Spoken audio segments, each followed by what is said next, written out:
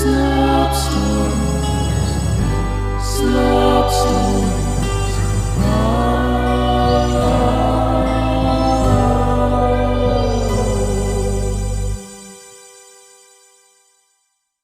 Slop Stories presents Allergies by Kenzie Campbell. Bernie was a man of superior intelligence. In addition to graduating in the top of his class at one of the most prestigious schools in the nation, he'd worked hard in his younger years to climb the corporate ladder, determined to reach the top of an emerging company specializing in IT security. His success in this endeavour came a little later than he hoped, but by the time he reached his late 30s, he'd become the president of the now multi-billion-dollar company. Alongside his beautiful wife and 3 adorable children, his life was absolutely perfect, aside from one health issue: his constant struggle with severe allergies. Over the years, Bernie had begun to develop allergies, with flare-ups only happening on windy days or with sudden changes in the weather. He never gave them any attention, thinking that they would always go away over time. Indeed, they did go away, for a little while, at least. However, these allergies eventually turned into something much worse than a simple nuisance. They began returning on days that seemed to have no reasoning for them, and they'd remain for longer periods of time. After more time had passed, Bernie found himself unable to breathe properly day or night. Instead of sneezing dozens of times throughout the day, his nasal passages became completely blocked, forcing him to breathe through his mouth. That worked for a while, but only until his throat began sealing up as well. Realizing that he needed to re-evaluate his priorities, he took a leave from work in hopes that his health would improve. 2 years into his leave... "Come on, Dad! My birthday only comes once a year, and I don't want to spend it home all day long," Bernie's oldest daughter shouted excitedly as she pulled on his arm. Bernie had been lying on the couch for the past 3 days, devoid of any energy to even sit upright. "Can we at least go to see a movie or something? You won't need to talk to anyone, I promise." Bernie placed a pillow over his head and made a muffled groan. "Ugh." "Please, Dad, please." "OK, you win," Bernie said through his congestion. "I'll get my coat." The family made it to the theatre and secured prime seats for a film that had topped the box office for a few straight weeks, but Bernie was so miserable the entire time that he couldn't even recall if the film was animated or live action. Once the end credits began running, he stormed out of the theatre as quickly as he could, an attempt to catch a urinal before the lines started forming. To his misfortune, not only was every urinal taken, but every stall was taken as well, the legs of 6 men with pants around their ankles lining his vision as he crouched down to see if one was open. He sighed and stood behind one of the occupied urinals, then moved forward once it opened up. As Bernie began relieving himself, small beads of urine splashing onto his leg hairs, he took a deep breath in. "Man, this place stinks," he thought. "Probably because everyone's shit is blending in the air. It's just a big sick mix of... Wait a second. How am I able to tell what it smells like in here? I can't breathe. Or can I?" He took another deep breath. His passageway's as clear as can be. He took another, and another. "What?" he said under his breath. "How can I? What is... I can breathe," he said a little louder. Then, overcome with excitement, "I can breathe!" he shouted for everyone in the bathroom to hear. He zipped up, dribbling on himself in the process, and hugged the person at the urinal beside him, causing the man to stream on his own shoe. He walked to the middle of the bathroom and spun with his arms spread wide, breathing deeply over and over. "I can't believe it!" he shouted into the air. "I need to tell the family. It's a miracle!" He ran out of the bathroom and called his family just as they were leaving the theatre. "You'll never believe what—" He was cut off. He placed his hands on his throat, a sudden sensation of being choked taking over. He could feel his throat tightening, his airwaves caving in. His family rushed to help him, but he waved them off. "Oh, I'm fine," he croaked. "Strange, I was able to breathe perfectly in the bathroom not even 30 seconds ago, but now it's back to normal." People had begun staring in their direction. "What do you mean, you were able to breathe? You haven't breathed freely for years," Bernie's wife said, confused. "I mean it," he responded the best he could. "I never had that kind of respiratory freedom in my life. But now it's gone, and I have no idea why." Bernie's wife wrapped her arms around him. "Oh, honey, I know you want to be able to breathe like you used to. We all want that." She looked at the kids. "But pretending isn't going to help. It'll only make you more miserable, and it scares the daylights out of us." "I'm not He began coughing uncontrollably, the result of losing his temper. "Let's get you home, honey. This has been an eventful enough day for all of us, and we still need to cut the cake." So they returned home to finish celebrating Bernie's eldest. Bernie celebrating from the comfort of the couch and thinking about what could have been in that bathroom to allow him to breathe without obstruction. "I need to get back there," he thought. And so he did. The next morning, Bernie snuck out of the house and arrived at the theatre a few minutes before it opened for the day. "Good morning! Here to see an early one, are we?" the theatre employee asked as she unlocked the main entrance door. Yes, I am." "Wonderful!" the employee exclaimed. "Tickets can be purchased right over there." She pointed to a self-service kiosk to their right.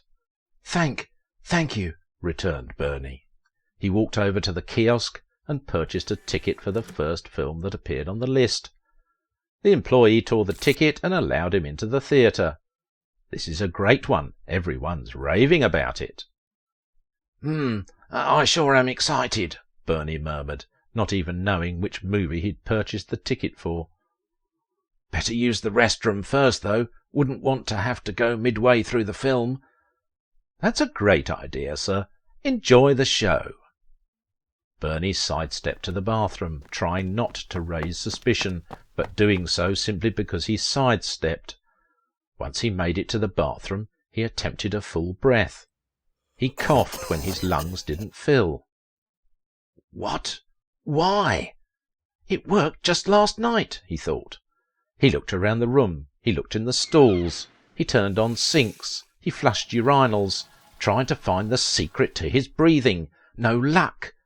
He walked to the middle of the bathroom and spun in complete silence, with his arms extended. Still nothing. Bernie remained in the bathroom all day, a few people coming in and out every once in a while. Then evening arrived. Maybe it's the people and not the bathroom, he thought. He decided to wait it out until the bathroom became full, which it did shortly after 7 o'clock. Men walked to the urinals, washed their hands, then left. But Bernie's breathing didn't improve. Bernie grew frustrated and nearly gave up. Then came the turning point. 3 men entered the bathroom and walked immediately to the stalls. 3 other men were already taking up stalls of their own, so these next 3 put the bathroom's stalls at full capacity. Bernie crouched down like he had the night before and saw the legs of 6 men again. Noises started coming from the stalls until the entire bathroom sounded like a band of professional brass instrumentalists. People from the concession lines left their places and rushed over to hear the music. Bernie frowned at the spectators. but his frown disappeared as he began to feel his airways open up. The music turned to screams, and people started running out of the bathrooms from the stench that was rising. But Bernie, able to breathe again, stood there, wafting his hands to bring the stench to his nose more strongly. The men in the stalls audibly pushed, Bernie cooed, and the soft sound of trombones completed the song in the background, creating a beautiful, terrible melody, depending on who you were. Men cycled in and out of the stalls for the next 3 hours. The smell of dozens of men's shit mixed into the air as if the cool northern wind had tangled with the warm wind of the south and created an explosion comparable to 2 galaxies colliding. Bernie joyfully sobbed on his knees in the middle of the bathroom, staring at the air above him. But to the passer-by it merely looked like he was staring at the ceiling in hysteria. Bernie remained in the bathroom until closing time, when the janitor arrived with cleaning products. Bernie snapped and pushed the janitor against the wall, squeezing his neck tightly. Then, washed over with shame from what he'd just done, he released the janitor and slowly backed away. I'm so sorry. I don't know what came over me," he said sincerely. He looked around and realised he'd just spent his entire day in the bathroom of a movie theatre. His family was undoubtedly worried about him, as he hadn't spoken to them all day. He took a final unobstructed breath, then left the bathroom to return to his family. On the way home, however, he couldn't shake the urge, the uncontrollable yearning desire to breathe freely once more. He pulled to the side of the road and thought for a few minutes, contemplating if it would really be worth it to abandon his family altogether for the purpose of ridding himself of the allergies that had been tormenting him for years. That, but the smell is also a bonus. There's nothing in the world like it, and I wouldn't want to turn it down forever, he thought. He imagined the scent of the bathroom, that thick, pungent air stimulating his senses. His salivary glands began firing. He moaned, then he made his decision.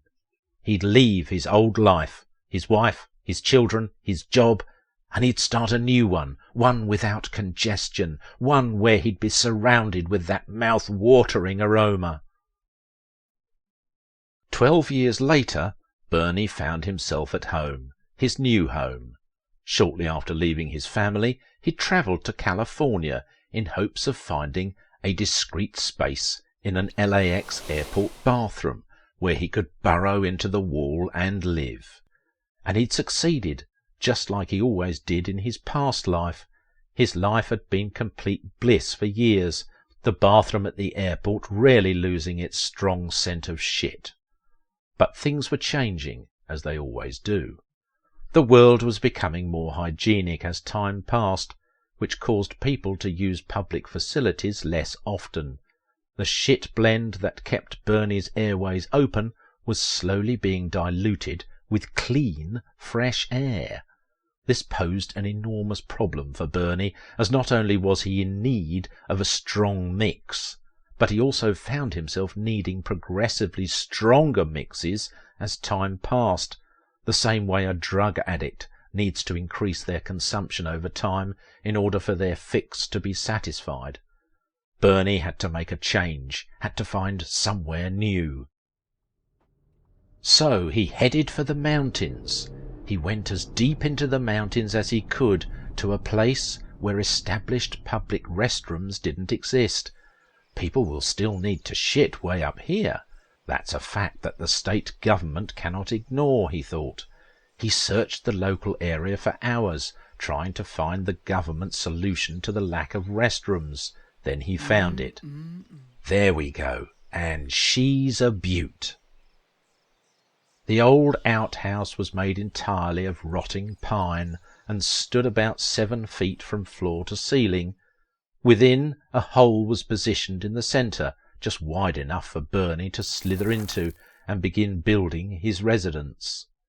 Tears filled his eyes. the odour so powerful that it invaded his nostrils before he could even attempt to breathe. It filled his lungs and moisturised every part of his body that it touched.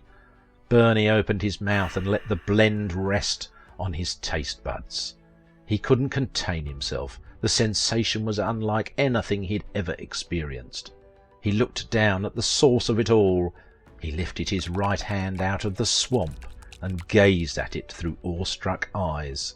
He brought a finger to his lips and was taken to a different dimension. Every one of his senses tingled with delight, so much so that he began convulsing and had to swallow before it killed him. He sat back upright and wondered how he could be so fortunate to have been given such a perfect experience, such a divine life. And just imagine, this stuff is old. It's probably been stewing in here for months, he thought to himself. God, what I wouldn't give for a taste while it's still warm. Just then someone entered the outhouse. Bernie cowered into the shadows of the septic container.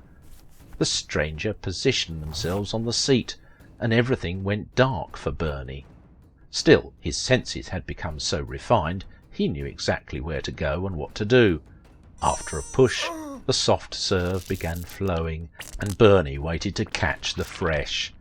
The convulsions resumed as the brown filled his mouth, but this time there was too much to swallow. He tried breathing, but failed. He started choking, and his eyes became spirals. So much brown fell that it covered his entire body until he couldn't be heard even if he managed to scream. He was swept away once more to another dimension, but this time pain was the main sensation. His mind tried its hardest to return to reality, but his body had shut down. He'd crossed over permanently, and there was no going back. Flashbacks of his former self, his beautiful wife and kids, his job, and all of his other successes flew past his mind's eye in an eternal circular loop. "Take me back! Oh, please take me back!" he thought but couldn't say. The stranger left the outhouse, left the area, and the forest became silent again. Nothing remained but some wildlife, drawn in for reasons they couldn't quite place, to an old structure made of rotting pine. Thank you for listening.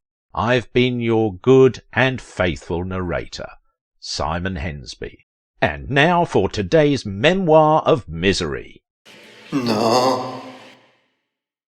Blump's mouth watered as Marie placed a plate of a dozen fresh chocolate chip cookies on his lap, accompanied by a glass of ice-cold milk. Blump took a bite of the first cookie, realised it had nuts in it, and immediately shoved Marie into the still-warm oven for an eternal cook.